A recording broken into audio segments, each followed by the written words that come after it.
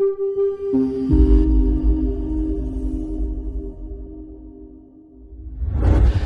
I'm Mark Brown, and I'm Director of IT at Vanderbilt University for our administrative operations. So Vanderbilt University is based in Nashville, Tennessee. We're about 2 miles from the downtown where all the honky-tonks and all the action is. We've got about 6,400 undergrad students, and students are required to live on campus for all 4 years of their time with us at Vanderbilt. Campus dining is self-op. And we have a number of different locations. So we actually have 4 all-you-can-eat facilities, about 11 cafes and other dining operations. And then there are about 6 Munchie Marts as well across the campus. So we've got quite a variety of different outlets for different tastes, and whatever you're hungry for, we hopefully have got something for you to eat. We have 3 all-you-care-to-eat facilities, and then this last year we migrated one of the newer ones to all-you-care-to-eat, and as a result we had to kind of change the way the layout, and it made sense to put in some turnstiles in a couple of different locations, so actually on the entry and the exit students can go in and out now of both sides.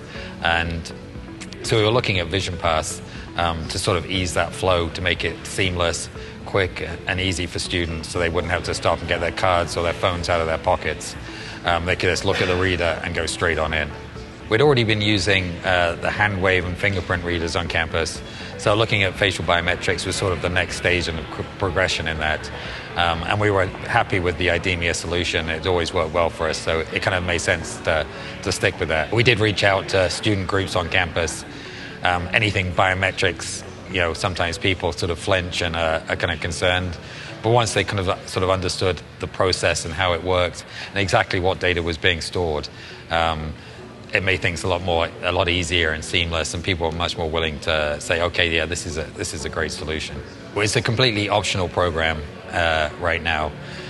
So the way we handled it was at the beginning of the semester, students came and signed up as they got their physical card on campus. And that process is very quick and easy. Maybe takes 30 to 45 seconds by the time you've looked the student up and got them enrolled. So we had a number of enrollment stations that students just came up, told us their name, we got them enrolled, and then they went off and tried it out and had their first meal. One of the biggest benefits of the biometric credential is that you can't lose it. It's always with you.